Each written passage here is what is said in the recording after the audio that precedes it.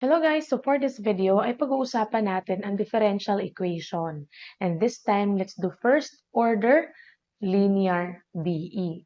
So we have here an example. So t raised to 3 times y prime. So yung y prime po dyan, that's dy over dt po yan. Okay?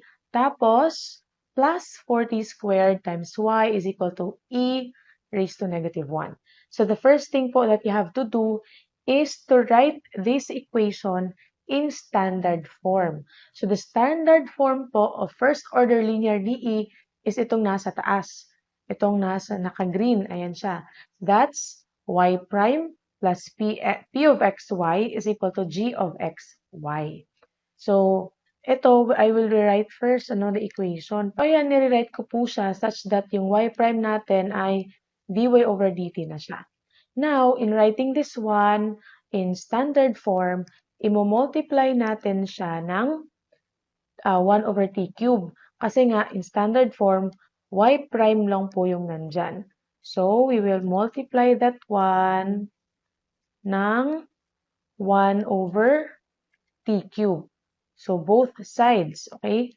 Both sides. Para po makancel po natin yung ating t cube. Kasi nga, imo-multiply natin siya dyan, dito, at saka dyan. So, by multiplying, magiging dy over dt na lang po yung nandito kasi makakancel yan siya. Tapos, 1 over t cube times this one. So, kung makikita nyo, magiging, yan, rewrite lang natin, diba? 4t squared over t cubed. So, of course, t squared over t cube ay magiging 4t na lang po. Okay? So, rewrite na lang natin siya directly. So, magiging 4t na lang siya times y. Okay? And then, that is equal to e raised to negative 1 over t cube. Or, we can see na yung e to the negative 1 natin, we can rewrite that one as e 1 over e.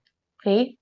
So, times t3, so it will become 1 over e t cube. So, I will just rewrite that one such that magiging, ano na siya, no? 1 over e t cube. So, based po sa standard formula, ayan sa taas, ito po ang ating y prime. Okay, so this is our y prime now. Ayan. P of x natin ay ito. P of x. Tapos yung g of x natin is this one. So now, dahil standard form na po siya, we will now find our integrating factor. So, ang formula ng integrating factor natin, finding the integrating factor ay ito. Okay? So, si P of x. So, si P of x ay si 4 over t. Ayan, ito no, sa taas. 4 over t. Okay? So, dt. Kasi yung variable po natin dito is si t. So, that one. So, 4 over t dt. Again, this is po just a variable. So, t po kasi yung gamit natin, hindi x. So, kaya t po yung inilagay natin dyan. So, don't be confused with that.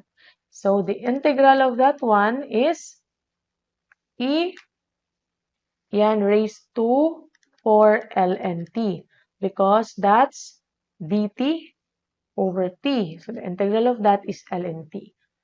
So, we can actually simplify that one. We have e here, we have ln. So, basically, our v here is t raised to 4. Or our integrating factor is t raised to 4.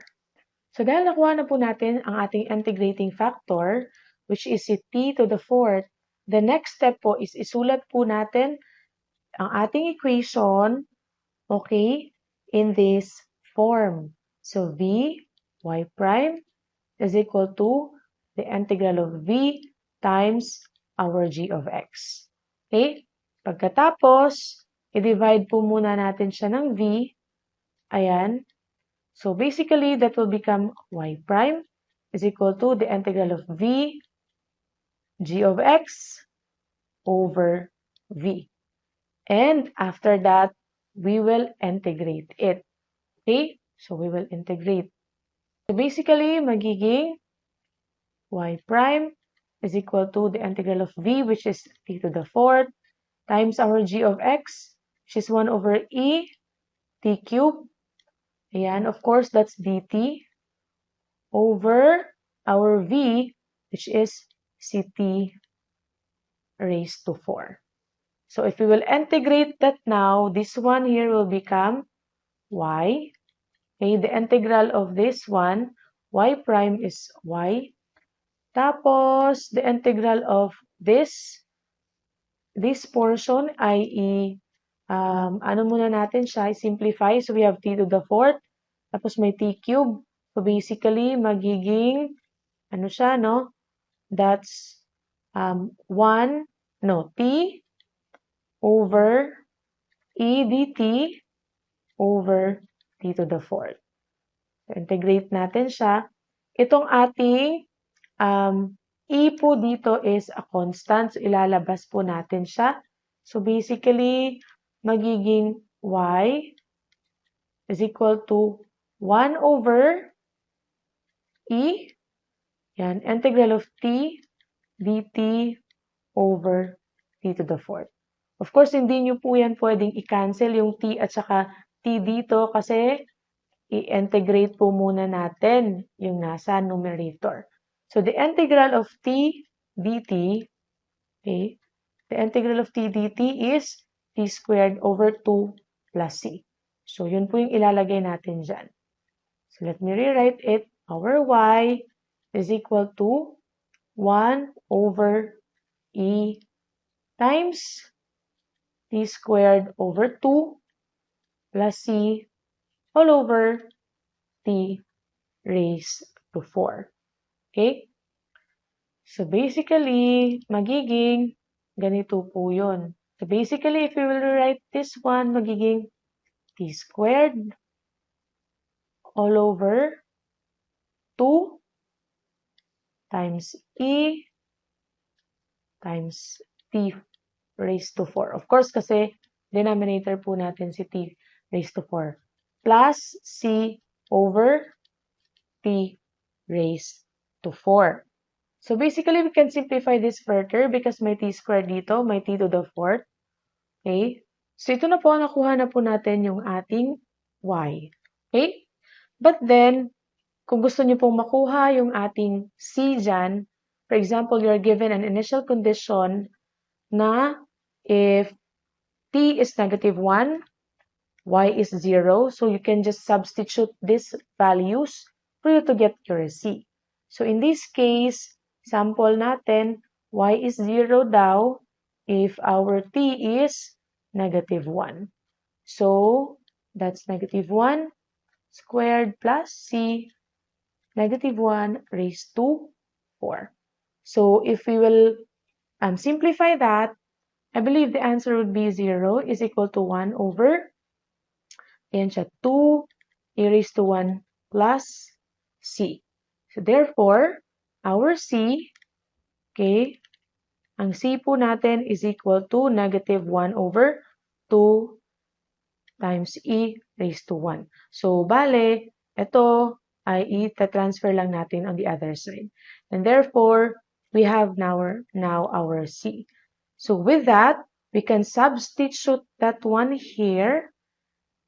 Okay, tapos simplify lang natin para makuha na natin yung ating y in terms of t only.